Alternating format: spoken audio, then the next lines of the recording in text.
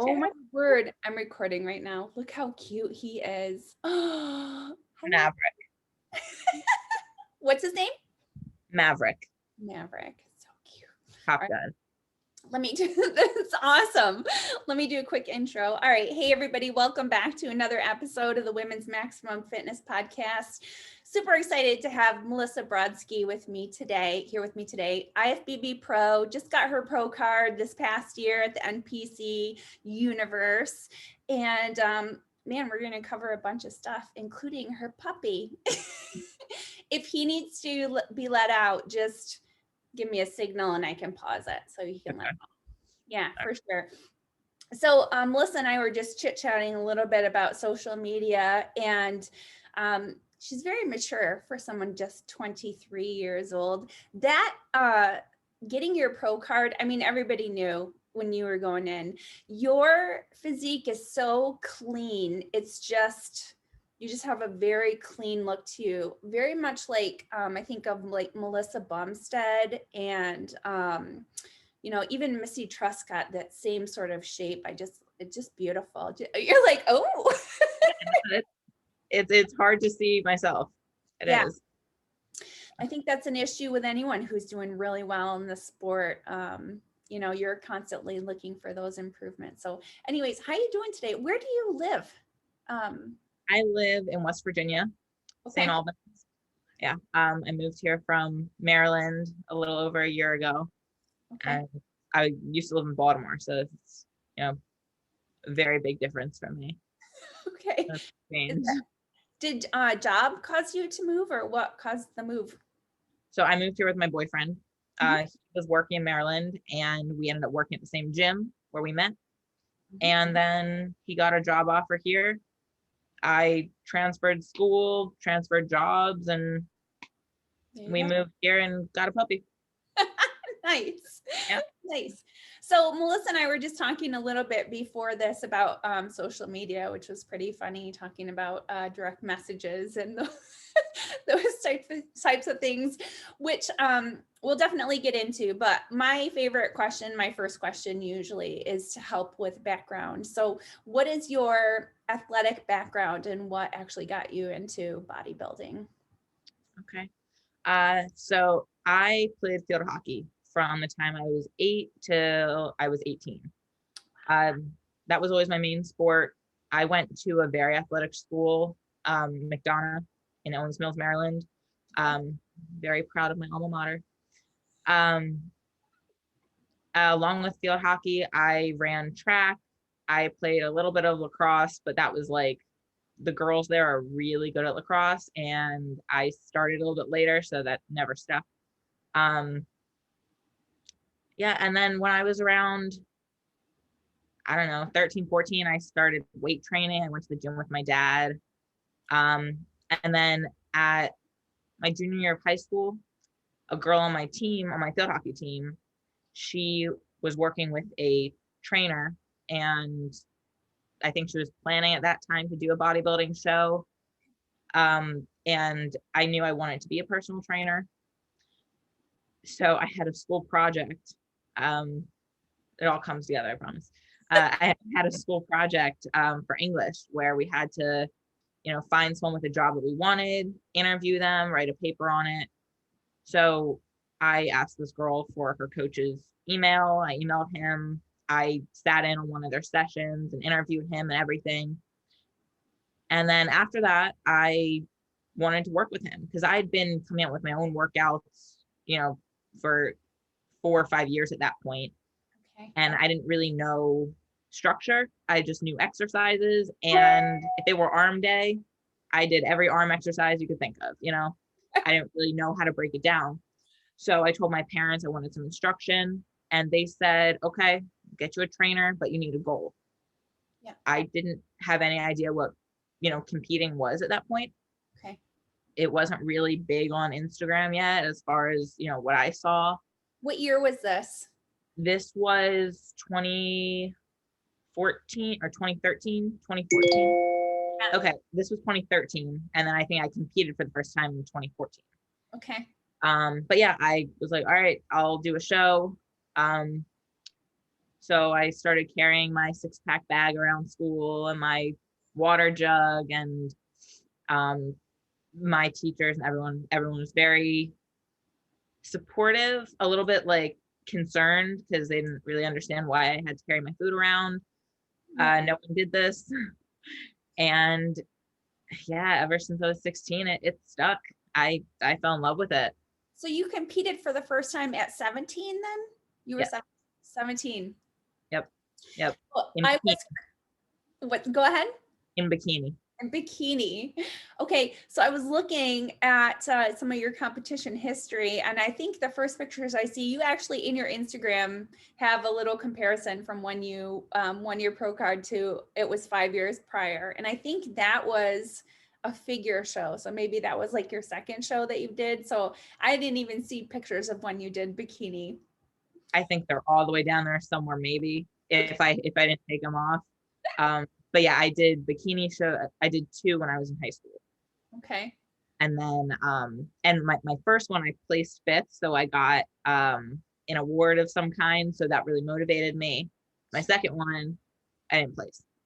So then after that I was like, all right, I wanted to do figure anyway, I just didn't have the muscle mass. Yeah. And then the first time I stepped on stage for figure, I also didn't have the muscle mass. But you know, I did figure when I was 18 and 19. Okay. Looking back, I'm like, oh, I shouldn't have been on stage. But at the same time, I was a teenager. Yeah. It was a learning experience. Yeah. Um, Definitely never any regrets for, you know what I mean? You always get an experience. So that's how we learn. exactly. And then I did a show at 19. That was the last one that I did before this past year that I competed. Okay. And that one, I actually came in better than I'd ever looked. It was more conditioned. And I did very well. I got nationally qualified. And then I said, I'm not getting back on stage until I'm ready to go pro. So did you switch coaches at that time, or was that still with the same coach? So I was with the same coach from bikini all the way up through that last figure show that I did in, was it 2016? Okay. But I started working with another coach, kind of, she hopped on, like they were out of the same gym. And so my first coach was Dave Shuttler, and then Nikki Johnston hopped on with Team Warrior Within. I don't know if you've heard of them. Nope. But she hopped on, and together, you know, they really brought me to a place that I'd never been before. Okay. They made a very good team with me. I don't know if they had ever done that before, kind of working together, but I was really grateful for it. So do you feel like it was more of a diet, or do you think it was just time, or did some things change with your training at that point, you know, with your training style? I would say tweaking the diet, definitely. Okay. And then cardio, the different kinds that were implemented and amounts. Okay. And you know, I think time was really the biggest factor in, you know, reducing body fat. And just at that point, it had been a few years of the hard training and dieting and me understanding better what I was doing. Because I think it's important to understand what you're doing in order to implement it. Right. You know? Absolutely.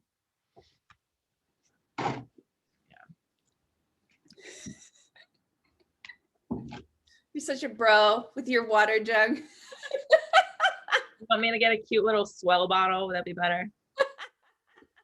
Or a Starbucks cup with a straw? Yeah, so you can be basic. Yeah. That's awesome. I gotta balance it out, you know? Yeah. You just do the Starbucks for the Instagram pictures so that you can fit in. Right, and then never touch it again. Right. That's really funny. All right. So so you decided to take some time off, and this is when you so you're 19 And so that was the last time you competed until you were headed for your pro card. Did you do a show before the NPC Universe? Yeah, I did the Baltimore, or the East Coast Classic, Maryland State / East Coast Classic in Baltimore, Okay. because it had been 4 years since I'd been on stage, so I had to requalify. Yeah. Okay. And this is now when you're working with Shelby? Yes. So I started working with Shelby in, I want to say May, when all the pandemic stuff started. Oh, so that whole time off, you weren't working with Shelby? No, nope. I just started with him in May. I'm sorry, say it again. I just started with him this past May. Okay. Oh, I didn't know. Okay. Yeah, I mean, that in my time off, I didn't work with a coach. I worked with Nikki Johnston, my coach from the previous show I'd done. I worked with her a little bit on and off, but honestly, I was struggling a lot through that time, at least for a little while. You want to talk about it? I'm super. Yeah, go for it. Yeah. So, like many people go through, I experienced an eating disorder. Okay. I had been from 16 to 19. I never really let off of like prepping my food and stuff. I mean, I had times when I did, but it became like really almost obsessive, but like at one point, like in high school, it was easier for me to kind of back off. But then once I got to college and I was like alone, it became a lot more difficult for me to like, step away from it and then go back to it. And so it became this whole, like you talked about when we were talking earlier, good foods, bad foods. I would only really eat the meals that were good foods, and otherwise I would binge. Okay. I couldn't just have a little bit of bad food. And I noticed it became, I was binging and purging. Yeah. And it's tough, and it was very infrequent, but I knew that it was not good. I knew how to keep my body healthy and everything, and I could totally just act like it wasn't happening. And then because I was able to do that, it became part of my day. Okay. And I knew at that time that I was never gonna, that if I continued to do that, I would never be as successful as I knew I can be. Yeah.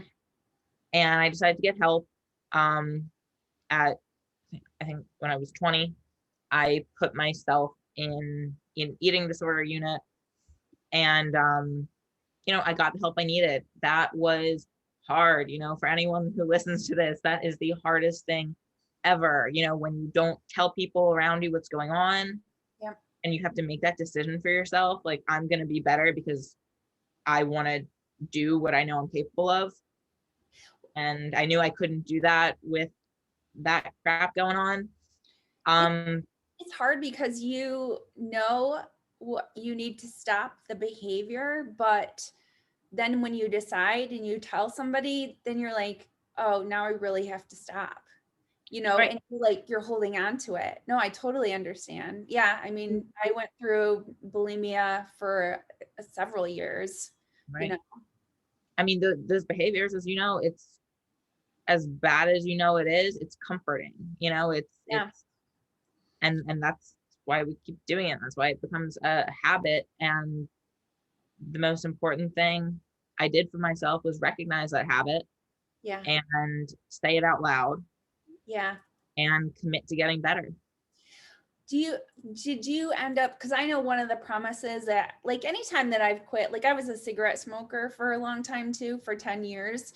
And when I quit, I told myself I would never, like it was not an option. That was kind of the thing, not an option. So whatever it took, I wasn't going to go back to, like, however stressed I got, smoking cigarettes was not an option. And I kind of, I've had the same where, I still have struggles with emotional eating, but I've never I'm not going to make myself throw up. Like I'm never going to let it get to that point. So, the emotions, attaching emotions to food, I think will always be a struggle for me because it's been a control for my whole life and, based on traumas and stuff like that. But like when you make promises where you're going to draw the line with, with anything where that the behavior is going to get out of hand. Is that kind of what happened with you too? Did you just say, I know this is something I'm going to carry all the time, but I'm not going to,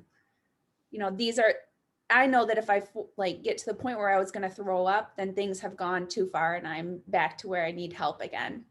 Right. Essentially. I mean, that's, when I talk to my doctors and stuff, they were very adamant that relapse is extremely common, no matter what the addiction, relapse happens. And for 2 years after all of that, I put everything into getting better.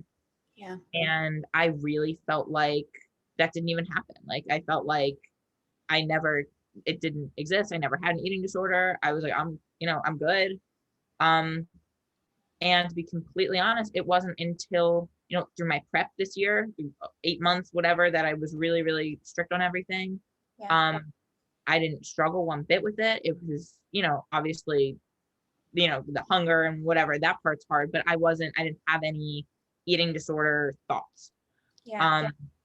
Now going into off season, this was the first time that I've experienced, that like pull that you feel like since years ago. And, once I noticed that it was something that was like running through my head, I told my boyfriend, I like, because the best thing you can do, say it out loud, because then it's real.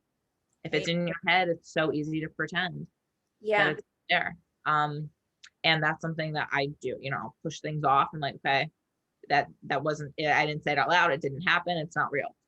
Right. So, I told my boyfriend, I told my coach, and it's all things that are helping make sure that that doesn't happen.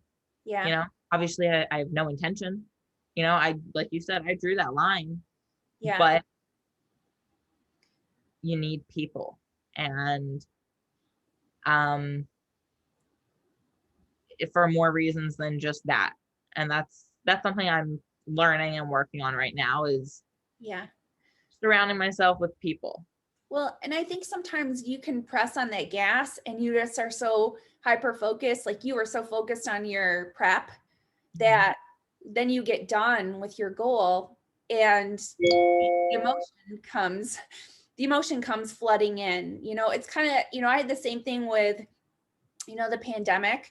I was working, and obviously gyms got taken away from us. I didn't really have access to that outlet. And by the time things opened back up again, it was just like, holy cow, I have a ton of stuff that's floating in my head that I need to talk to somebody about, and so then I went back to counseling. And so sometimes I go once a month.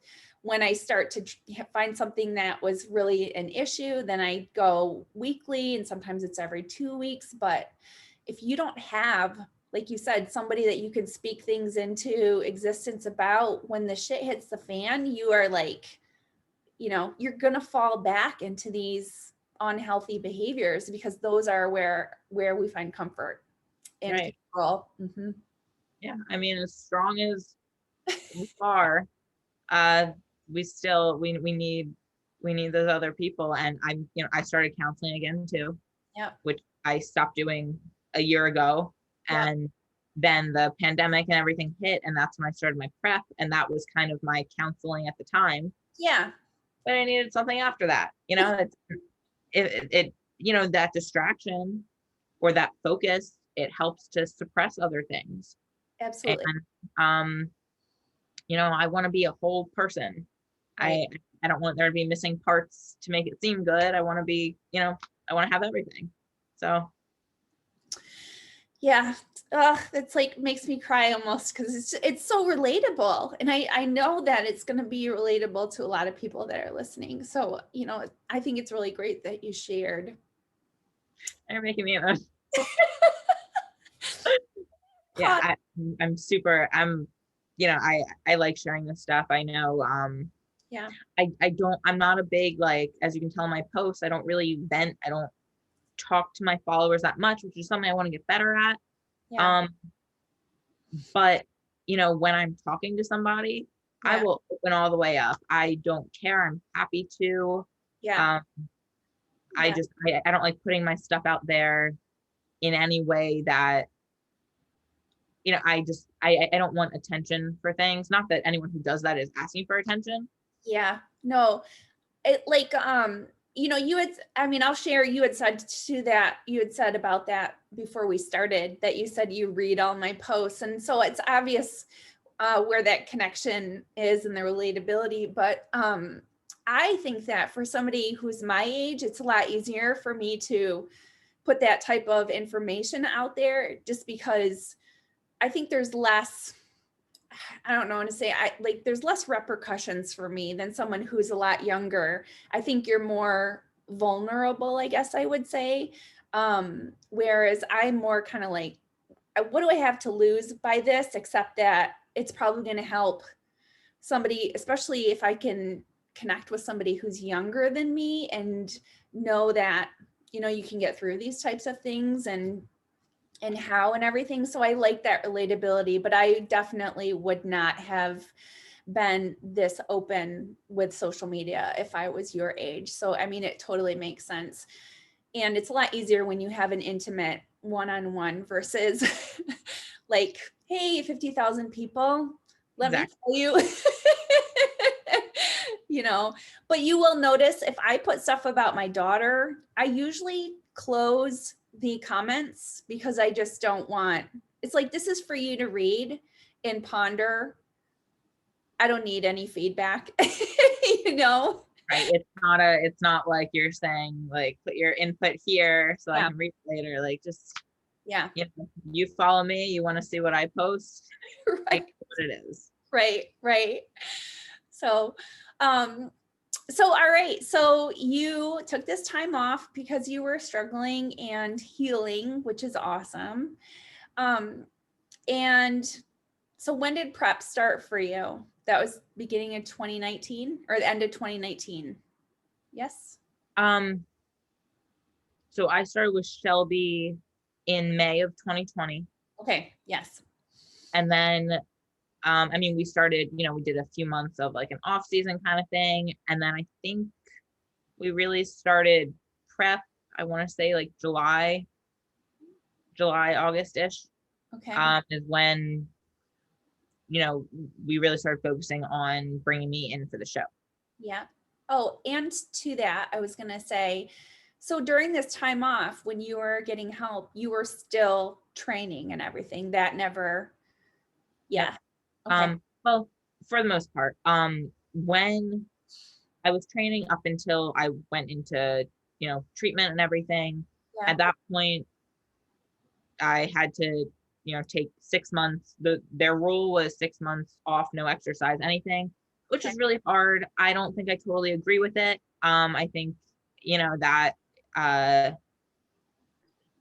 it I wouldn't say it messed with my head because I knew what my goal was. I was like, okay, I'm just gonna listen to what they tell me to do. Yeah. Obviously, people get better all the time listening to them. Yeah. Um, It's, but eating, I had to eat, not had to, I did have to, but like eating, desserts every night, sometimes twice a day, just fine. The rules where you have to eat everything on your plate, cool, all good with that. I even learned before this, I was struggled with like making sure I had all my macros on my plate. oh yeah. That all the time. And I had to just suck it up, and eventually it didn't bother me anymore. Like prior to that, if I had like a cheat meal or something, I would eat like, I'd get pancakes and I'd also get like eggs and like a salad, like so much food just to make sure I had all my macros. And that's crazy. Yeah. And so I got over that. But so I couldn't exercise for 6 months. And then it took me another year after that 6 months to really get consistent again with my training. It Yeah. was hard. I mean, I had put on a lot of, I want to say weight, but a lot of body fat. And then, after over time, just like exercising here and there, eating not prep food or all, just like eating totally normally and intuitively is the word. You know, that weight came off by itself. I got to like a more balanced place with it. And then I started to really enjoy lifting again. Like it took a year and a half after that to really feel like myself. Yeah. But no, I got back to it. Okay. That's really interesting. The rules and everything is pretty interesting to me. I didn't lift for 6 months during the pandemic either. And I felt like, should I have implemented some other stress outlet in my life? Because, I've always had a very addictive personality, which is kind of part of the reason why I've never delved too far into drugs or anything like that, just because I know how I am. And like, I feel like if I had a replacement for the gym, it would have been a little bit better for me mentally. But I feel like a lot of us don't, because we don't think that, like, I mean, yeah, you get injured and stuff, but even when I had rotator cuff surgery, like 5 days later, I was back in the gym training legs, just like, hey, can you put these plates on for me? Because I can't lift anything with my upper body. So that's tough because we've created the solution for our mentality, but it's like, the question is it healthy? And then if you take it away, like you said, completely versus like, hey, you're allowed, even twice to go to a gym to work out twice a week. I mean, that's like saying it's unhealthy for you to go, so we're going to just take it away. And I don't think that's true. Like, you should be teaching more moderation, Yeah, but it worked for you. Yeah. I mean, and in that time off, I'm not going to even pretend that I was doing like band workout. And I didn't really do anything. I mean, sometimes toward the end of that, I did some HIIT stuff, like, home workouts, like people were forced to do recently. But, I mean, I found other outlets. I, spent more time with people, and, that can be a good thing. I do like people, I promise. But I also, I think I'm a little bit of a loner. And it's funny that you said that about going to the gym 5 days after your rotator cuff surgery. Yeah. My boyfriend, he had knee surgery 8 months or so ago. Yeah. He was in the gym the next day doing arms. Oh. And speaking of feedback, I took a video of him and someone messaged me and said, like tell him to get out of there, like he gets staph or something. I'm like, thank you, but I'm pretty sure he knows the risks. He wants to get a lift in. It's the way we're wired. Yeah, it is. So it's all good. I was going to say too, a lot of those things you're saying about the food restrictions is relatable as well. Like for me, it always was like, like if you think about like, if you ate donuts for a day, like you could just eat 4 donuts and you would stay within your caloric range. But I would always be like, but I have to get my vegetables and my protein in. You know what I mean?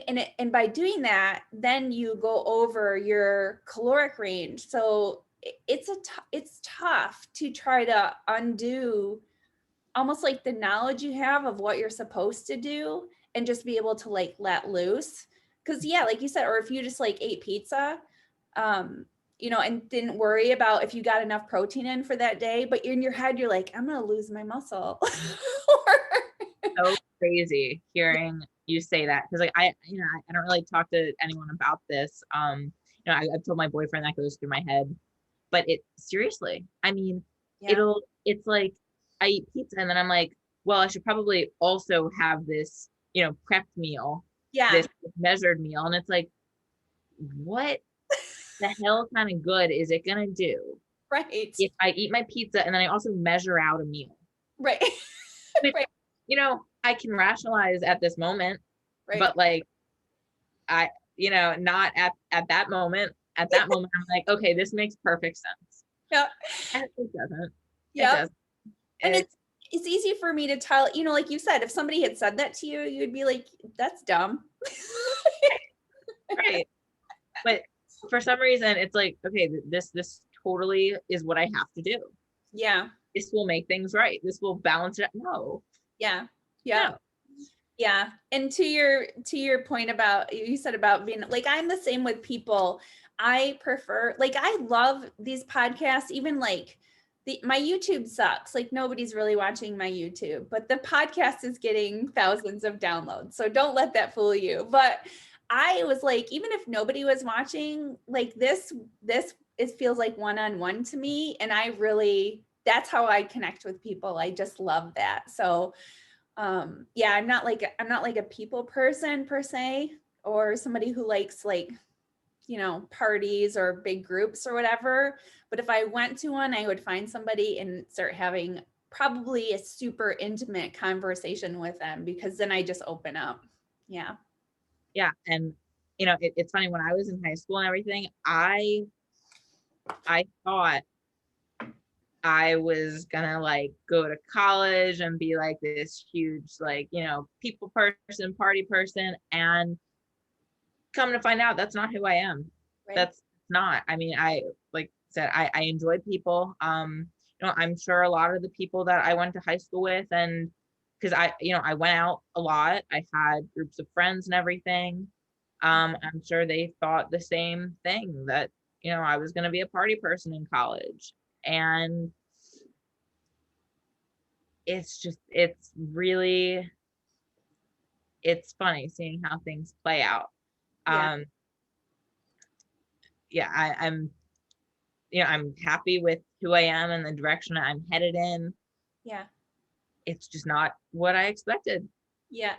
No, I mean, since I was 16, I had plans. Those plans have changed and been moved around drastically, because turns out things aren't a straight line. But I had these plans. I knew what I was going to do. I knew what I was going to be. But it turns out that your interests shift, and Yeah. the things that you like to do aren't the same. And I've had to be willing to let that happen Yeah. and kind of go with that. I think But we get caught up in like what we're supposed to do, you know, like what we think we should do. I just think about, I'll quick interject this. When I was going through my divorce, my ex-husband was helping me move and made some comment about, about us being married, and I said, yeah, I just think I wasn't really marriage material. And he's like, yeah, that would have been good to know before we got married. And I was like, I didn't know then, though, that I don't really want to be with, somebody that much. So I have like really healthy relationships, and I'm always willing to add new ones. But yeah, I, like you said, probably even obviously more than you, I just am kind of a loner. Like I love moments, but I cannot talk to somebody for 3 months and then have an intimate talk with them again. Like we'd never even had any time pass. So it's just, but you have a plan, and then you realize like, oh, maybe this is what I had planned to do or what I thought I should do, but it's not really what I want. And finding that out at your age is way better than at 35 or 40 or whatever, I mean, not that it can't happen at any time, but I mean, it's still like, it's hard because, you know, there are things I realize about myself or things that I want. And I am, you know, a little bit like concerned about the people around me, you know, that like my family, important people in my life. What do they think? What do they think I should do? And I feel like I'm young, I haven't experienced everything, I don't know everything, so I should listen. So I do listen. And you know, it's just navigating what is right for me and what's not. And like you said, I won't know until I'm at the next part and look back. yeah. And I understand that. I can foresee that, but I don't know what's going to be. I just have to be willing to allow whatever it is. But through all of this, even through high school, everything, I've known that I'm going to be really good at bodybuilding. I know that, like, seriously, that has kept me going a lot. I don't really, okay, this is a little bit like embarrassing. I don't know a lot about the people in the industry. Mm-hmm. I've been doing it since I was 16, whatever. But it wasn't until this past year, that I've started to like know names and the divisions that people are in. Like there were a few that I knew before, but I didn't follow it. Yeah. I just did it. And now I'm kind of like, okay, I should probably, know the people that since I feel like I'm going places with this, I should, get to know the industry a little bit better. Yeah. But it was nothing about, like, I never have had like a poster on my wall or anything like that like motivated me. It was just knowing that I can do this the whole time, like all these years. It's just like, I told my mom when I was on a college visit in high school, I told her, she didn't like this when I started it. I don't think she liked it until like now. Right. She thought it feels like it brought on a lot of my issues, and I think everything together, whatever. But I remember telling her on that college visit, I said, I'm gonna be elite at this sport. I'm gonna be elite at this. Yeah. She's, yeah, okay. I don't want you doing it, but okay. And I feel like I'm on my way. Absolutely. Yeah. And still, it's not a straight line, but I'm gonna get there. No, and you have plenty of time. You have come so far in, such a short period of time. And it's obviously your passion. It's in your blood. You can't shake that, whether it becomes just a lifestyle later, or you soar to the top in the Olympia stage in the next 2-3 years. I can totally foresee that. Obviously, you're killing it. So yeah, it's hard. I want that. I'm working toward that. But I can't, like, I can see it, but like I can't see it, like I see I want it, but it's really hard to picture because it's such a surreal thought. Yeah. But I'm glad you can see it. Yeah. Oh, absolutely. Absolutely. So, I was going to ask you, something about, so how did you get connected with Shelby then? So I've actually followed Shelby on Instagram since like 2015, my freshman year of college. I remember I found him, I came across, his clients and everything, and I got his ebooks. I skimmed them and never really looked back at it, but I always followed him. Uh-huh. And then fast forward to 2019, when I was working at the gym where I met my boyfriend. Uh-huh. This woman, her name is Tia Douglas. She is a pro women's bodybuilder. Yep. Yeah.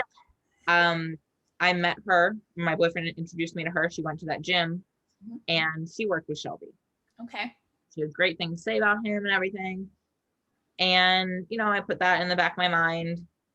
And then when I was deciding, when the pandemic hit and everything, and I was like, I kind of noticed, I was working from home, school switched to home, and things were like, I needed more structure. Yeah. I was like, this is the perfect time for me to, get back with a coach. Yeah. And at that point, I honestly, I didn't look at anyone else. I knew from Tia about him. Yeah. I knew following him, what he's able to do with his clients. Yeah. And I had no one else in mind. I was just like, I'm working with this guy. Nice. And also I figured, he's not cheap, and but I was like, if I'm going to do this, just like I had told myself that I'm not getting on stage again until I'm ready to go pro. Yeah, So if I'm going to do this, I'm going to do this. absolutely. So Well, as far as cost goes, you know, I mean, people message me all the time too about like, how much is your coaching or whatever, and you're going to pay a minimum of $200 a month for a good coach. And that's the bare minimum, you know. I mean, if you're paying less than that, I would say for the most part, I don't know what you're getting. So, you know, $200 to $300 are usually the ones that are, you know, you're going to get a good coach. So yeah. and you have to, I mean, like Shelby makes funny posts about like questions that he gets, and he has very comical answers to people, because he's he's kind of like, I don't care if you go with me or not. Like, Right. if you think I'm worth it, let's do it. If not, go and do what you think you want to do. Right. And it's kind of like, if you are really if you want that coach, if you want someone with experience and who will really work well with you, Yeah. and you know it's going to cost you, Yeah. at least you're investing in yourself. I mean, It's it's worth every penny. Yeah, it's absolutely an investment. I think people don't understand that, you know, because it's like, because so many people put out stuff for like a 6 week or 8 week program that could cost anywhere from, you know, $25 to $150. And so it's like, yeah, that's not what you're getting. That was, I mean, I just put, you know, put a voice note out there from one of my clients. It's like, I have relationships with my clients. That's why, you know, I know them, and I'm, you know, not that they're contacting me every day, but I'm always here for them. So that's why I only take on a certain amount of people, because I want to make sure that I have the time, and I have a full-time job anyways. So you know, that's what you're paying for. You're paying for that relationship so that you can learn and do this on your own. Very similar to, you know, like going to therapy. You want to get the tools so that you can go on your own. You don't just, you know, buy a book from your therapist and then you heal yourself, see how that works, you know? And that, I mean, what you just said is exactly the reason that I'm not coaching. Because I know I cannot give clients that attention right now. Yeah. I know I have a lot to work on myself. Yeah. I'm in school, I'm working. Yeah. My house isn't finished. My boyfriend's had surgeries, and I could not give people Yeah. personal attention and my best. And there's no point in trying to make money off of, like, because it's not about the money if you're, a legitimate coach. Totally true. Yeah. And I want to do that eventually, but I don't want a bad reputation because I wasn't there for my clients at a certain time in my life. Yeah. I know I'm not ready for it. Yeah. And I plan to be, absolutely. Once I graduate and everything, school finished with. What are you going to school for? For business. Oh, nice. And then Yep. what do you do for work right now? So I was personal training. I actually just stopped that. I was working at Anytime. I've been personal training since I was 18. Yeah. But like I said, I am focusing on other things right now. I'm working for my father. I'm doing like some accounting stuff for him. What is he calling it? He's calling me his marketing coordinator. I'm making data sheets and brochures and processing orders for him. He does floor coatings for industrial and commercial, building, whatever. Yeah. So, and he works with Sherwin-Williams. Like, he has a line through them, and he is just, it's him and his guy that works in his warehouse, and they're doing really well. So I'm here to help. I've been kind of learning his business since I was little. Yeah. It changed, and once I graduate, I want to actually, become a bigger part and help him a lot more. Nice. So right now my work is kind of learning the ropes of his products and his numbers and, doing the grunt work. So Nice. Nice. That sounds really great. So so what's the plan now? You got your pro card, you're in your off season. Do you have a show picked out for this year? So I do really want to step on stage this year. That is the plan. I think late summer is what I'm going for. Now it's possible that I don't step on stage this year, depending on some personal things. Okay. Regardless, it'll be this year or next year. Yeah. But plan right now is the end of the summer. I'll step on stage. Again, I'm not getting on stage unless I am going to win. Obviously, I can't control what my competition is, but I at least have to beat myself. Yeah. And, the goal is an Olympia qualification. Yeah, for sure. Yeah, I mean, seriously, that wasn't even in my head. And then Shelby messages me and says that he and Rachel Daniels were talking and they think that I can get on the Olympia stage either this year or next year. And that just like blew my mind. And so I'm getting more comfortable with saying it out loud that that is something that I want to happen for myself. Yeah. I wanted it anyway, but I didn't know how possible it was. Like we talked about, I don't see myself the way people see me. And that's something I'm working on. But yeah, so pro debut, hopefully end of the summer. Yeah. And then hopefully it goes a little further than that. I think you need to speak it with the same confidence that you told your mom you were going to be elite in the sport, True. Okay, fine. Then I will do my pro debut at the end of the summer and then I'll step on the Olympia stage. How's that? I love it. I love it. So if you ever lose your confidence, you just message me and I'll be like, speak it. Speak it into existence, right?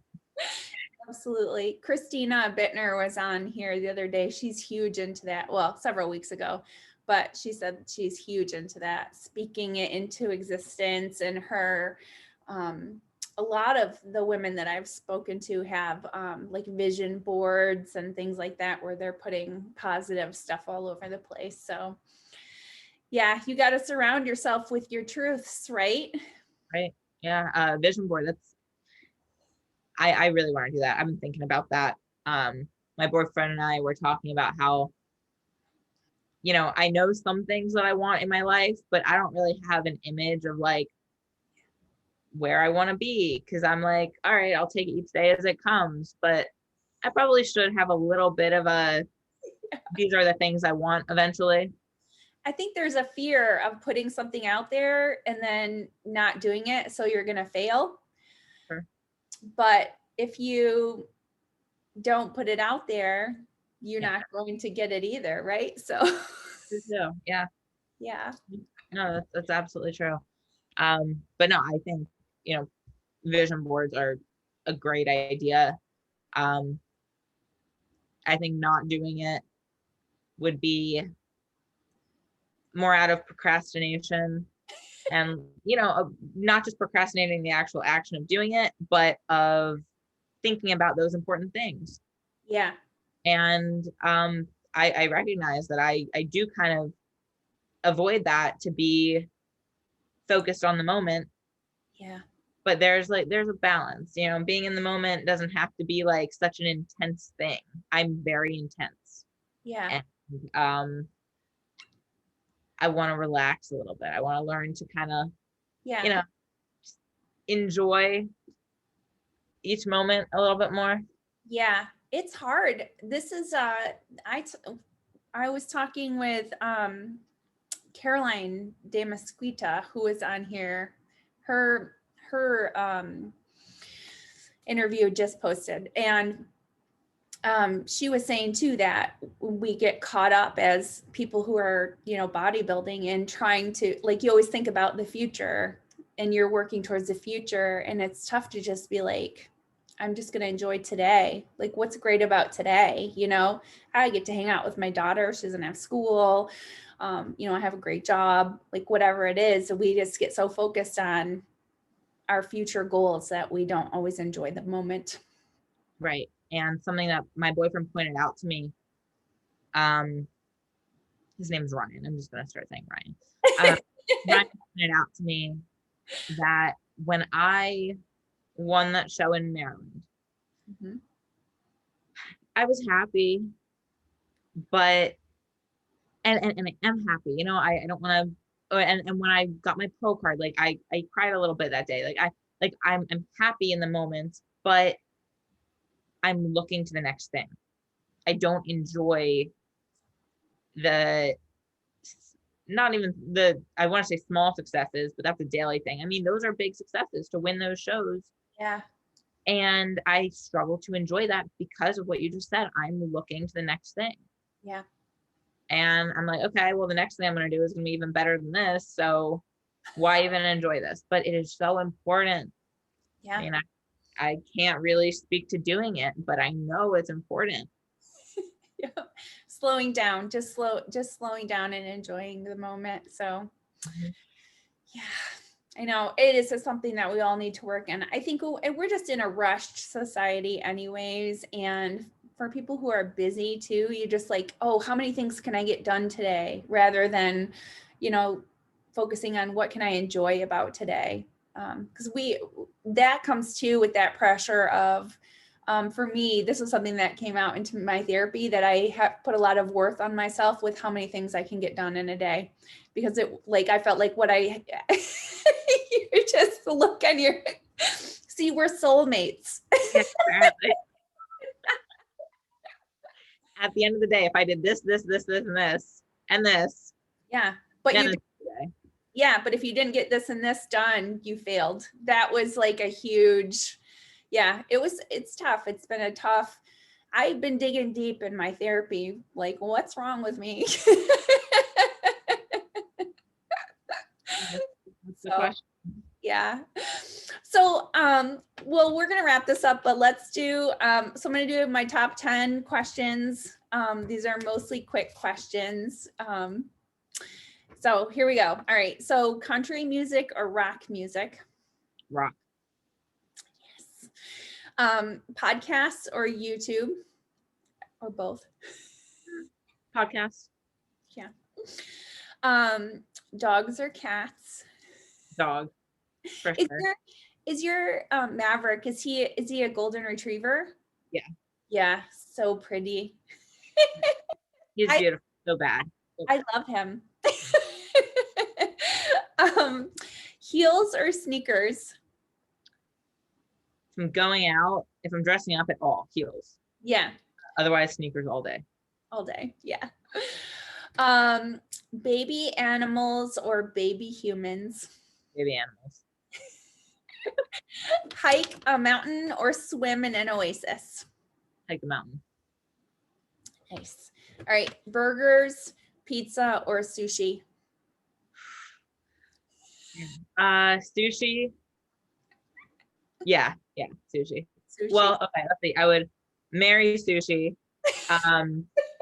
F burgers, and kill pizza. There you go. I didn't ask, but that's what I'm gonna do. Nice. Put your own variation on it. I love it. All right. Favorite to train, legs, back, shoulders? Oh, once again. Bring it on. Okay. I would marry back. F legs, kill shoulders. That's hard because I love shoulders too, but I had to choose. Yep. Oh, I was going to ask you, I didn't ask you, what does your training split look like for the week? So it's been the same for a while. I do legs, which is like kind of general legs, including quads, hams, maybe a little bit of glutes in there. And then I do chest and shoulders. Then I have a back day. Then legs number 2 is usually glutes and hams focused, and then arms. And then I take 2 rest days. Oh, nice. Yep. All right. All right. All right. Three people. One you admire, one inspires you, and one motivates you. So who do you admire? Who do I admire? I admire my father. Okay. Well, no, he inspires me. My Okay. father inspires me. I'll go with that. Okay. Who I admire? God.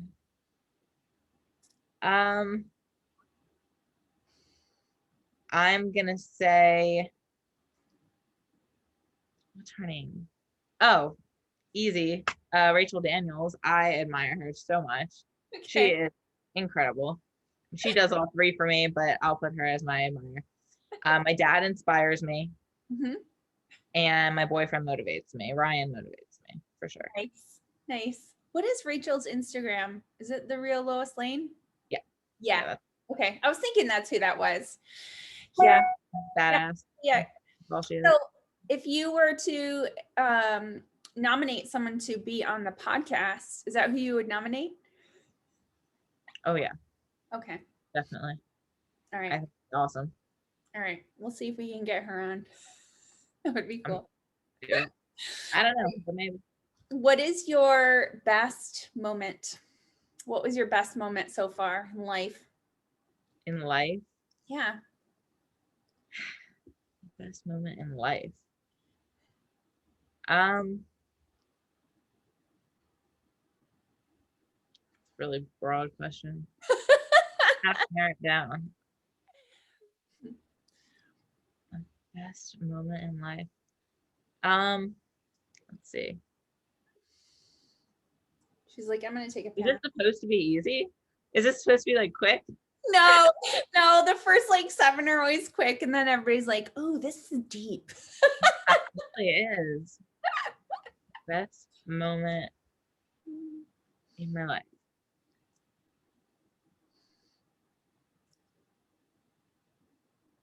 She's like, I don't know, too many good moments in your life.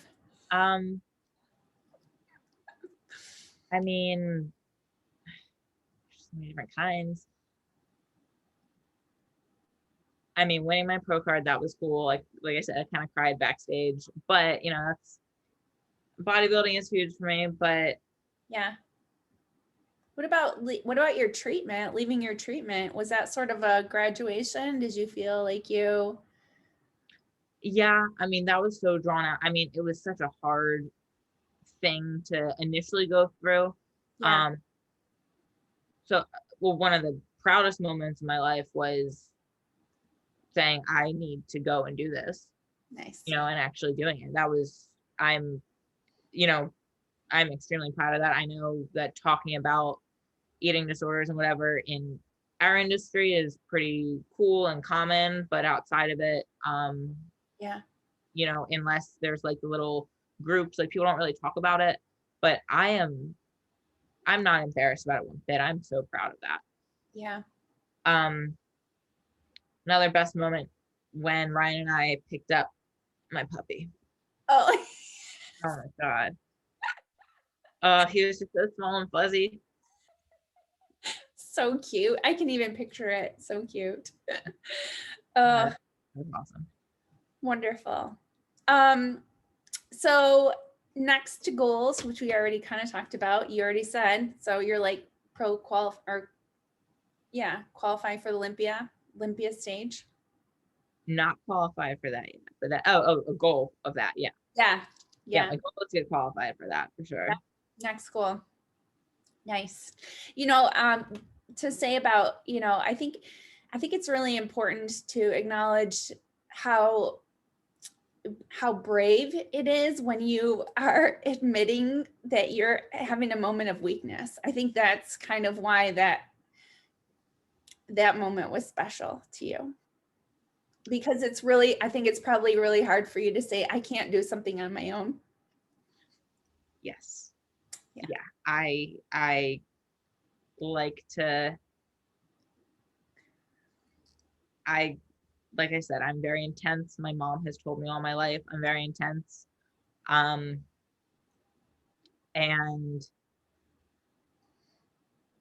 to say, I need help. Mm-hmm. Yeah, I mean, it's not an easy thing to do when you like to do everything by yourself. Yep. Yeah. You're freaking cool. If you say so, I mean, I'll take it. Oh, that's awesome. All right. Well, that's it. So I'm going to let you get back. I can talk to you all day. Well, I'll end the podcast and we can keep talking. So, Melissa Brodsky, it was really, really great talking to you. Thank you for having me. Yeah, thanks for your time. So, thanks everybody for listening to another episode of the Women's Maximum Fitness Podcast. This is Deborah Jean, aka Buffcake22. Melissa, what's your Instagram? My Instagram is at Melissa Brodsky. Okay. That's it. Follow her. She's freaking awesome. To remember that healthy looks different on everybody. Have a great day.